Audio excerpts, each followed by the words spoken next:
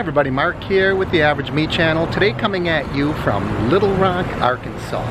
Little Rock isn't a terribly big city, only a couple of 100,000 people, but there's a lot to see and do here. It is the capital. I've already been to the Bill Clinton Presidential Library, and now I'm down in the marketplace area, and I'm going to stop at a restaurant called the Flying Fish. I've heard good things about it, and I also heard it's a little bit quirky. I'll be seeing some other things as well, so I'm happy to have you with me.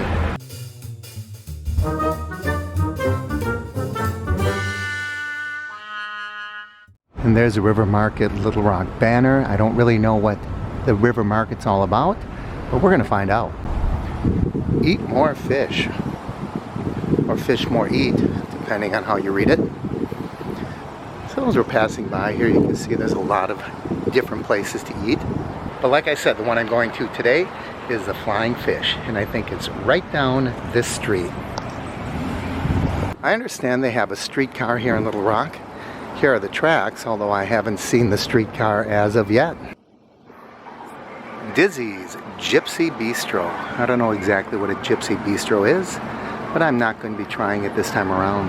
And I have to admit, even their underpasses are not bad. It looks like I'm getting more into the heart of things now, and it seems to be a pretty busy little area.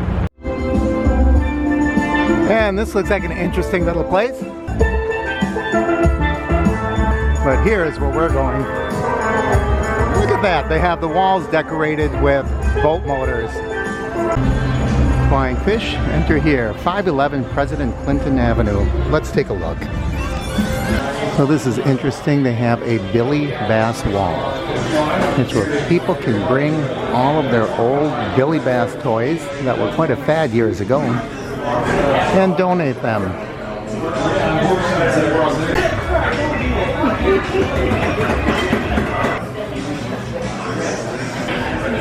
There's an interesting one.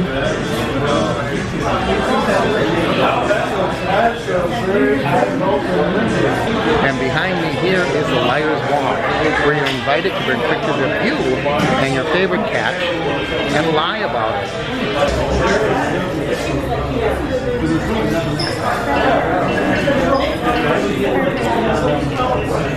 Wow, this is a big menu. I don't know how I am going to make a selection. So today they have a special of seafood gumbo. I'm going to give it a try. So I got a cup of the seafood gumbo. I got 4 pieces of shrimp, 1 catfish chicken plank. It's got some fries, and the whole thing cost me $22.18. This place doesn't just have a Billy Bass wall. It's got rooms full of Billy Bass. This is amazing. Let's look at that sign there.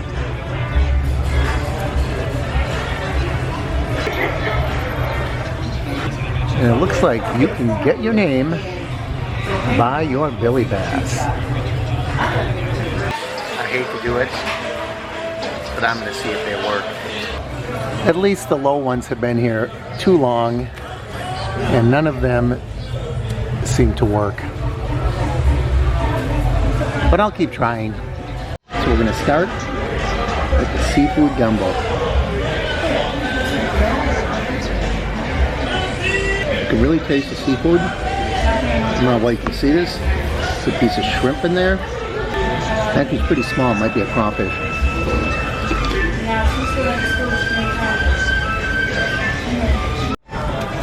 Now, check out the hush puppy.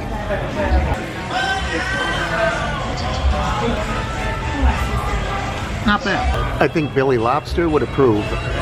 Time to try the shrimp. That's a pretty good sized piece of shrimp. I like it because it's a real light batter. It doesn't overpower the taste of the shrimp. So far, so good. I think this Billy Lobster would approve as well. Even the fries are pretty good. I like it when these fries are a little smaller. They're not too greasy. They're nice and crispy. Sometimes fries can be soggy. These are pretty good. I think Billy Santa would approve. One last thing to try, and that's the catfish. The Billy Salmon brothers would approve. Bring us your Billy, we'll fill your belly. Plus, we'll take on the responsibility of feeding, loving, cleaning up after your Billy Bass, as long as he shall live. When they visit on weekends or weekdays, you must not bring him treats, as the other Billies get irked, and this may start some Billy aching amongst the school. The rules are: bring us your Billy Bass, fill out an adoption paper, kiss him goodbye, we give you a basket of catfish. A basket of catfish, a fish for a fish. Not a bad trade. Flying Freddy caught May 30th, 60 or 61 in Fort Lauderdale. Interesting. They call him Billy Bones. Okay, I'm just going to walk through here and look at some of these things. Ice cold Coke sold here. Just some weird mountings, aren't they? Old, beat up, decrepit. Some more very strange Billy fish. How's that one? That one's actually quite interesting. The Allman Brothers.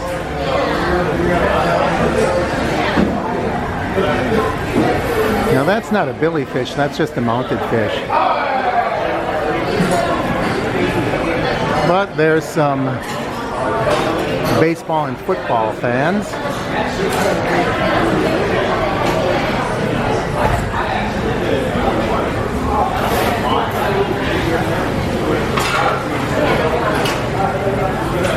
Quite an interesting restaurant indeed. And you can even get flying fish paraphernalia.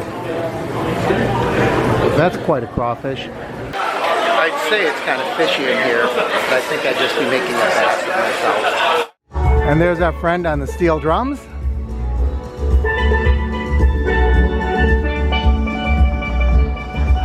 Let's see what else this town has to offer. Now I'm at Riverfront Park, I believe it's called, and it looks like I could pose for my own postcard. If only I could be in front of it and behind it at the same time. I'd like to cross that big damn bridge, but it's just too far away. So instead, I'm going to cross the Junction Bridge. This reminds me a little bit of Han Solo in Star Wars. And this reminds me a little bit of the bridge I crossed when I was visiting the Bill Clinton Museum. And that's not too far from here. Right over there. That second bridge over is the one I was walking across when I visited the Clinton Museum. This bridge was originally constructed in 1884 and converted over to pedestrian use in 2008. That's a long time. Imagine the trains that must have crossed over this bridge. But I've got quite a walk up.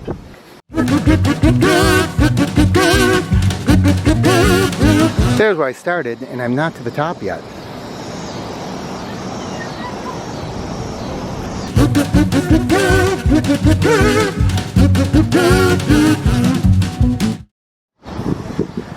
Now I'm at the top. To be honest, I don't know why I'm crossing this bridge, because it looked like all the fun stuff was on the other side of the river, behind me. So here's where I'd walk down and finish the walk to the other side of the river. Oh, there's a submarine over there.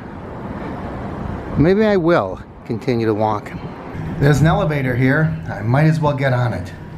But I'll tell you what, during an Arkansas summer, this glass elevator is really hot. No, open the door. Try to close up on me. So let's go see what this submarine is all about.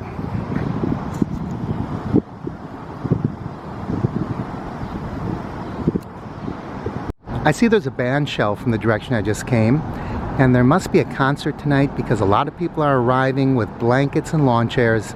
I'll be sure to check it out on my way back. From the look of things, you can get tours on this submarine, but also from the look of things, it must be too late in the evening.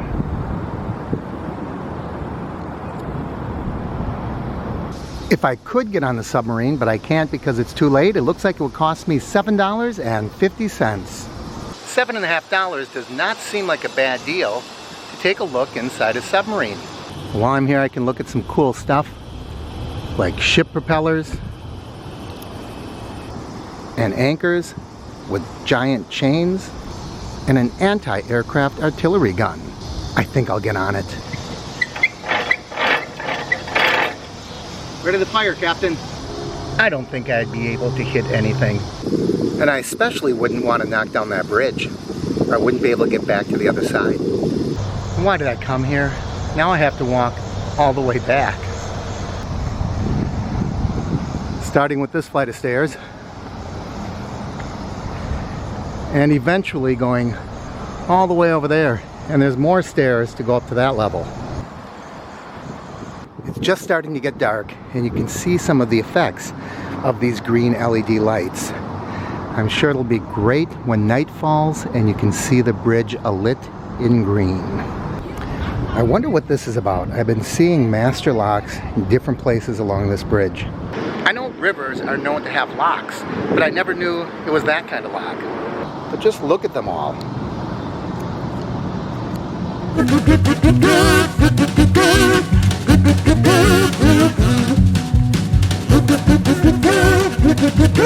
Apparently these are known as love locks. It's a tradition that may have started in Paris. I just looked it up online, and from an article in 2017 it says they're removing the thousands of locks along this bridge because they're unsightly and the cost of maintenance to paint the blue railings is increased by all the scratching of these locks. But you know what? We are well into the year and it doesn't seem like they've been removing any locks. And there are thousands of them.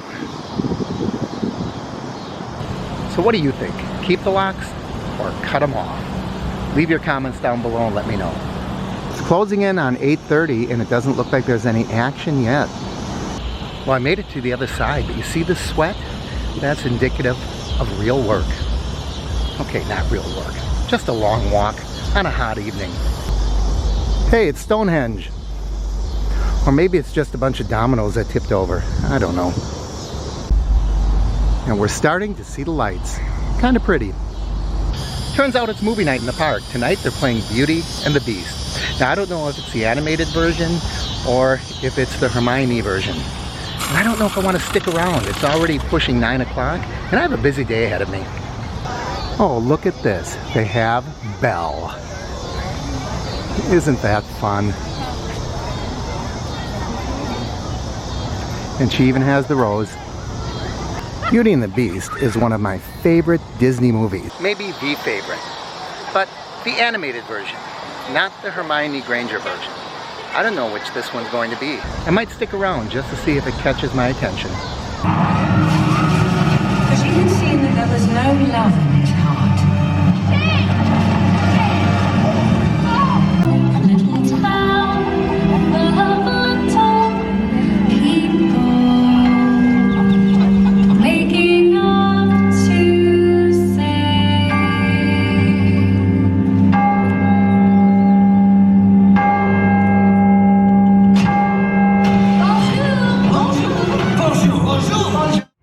I watched about half the movie, but I do have things to do tomorrow, so as Groucho would say, hello, I must be going.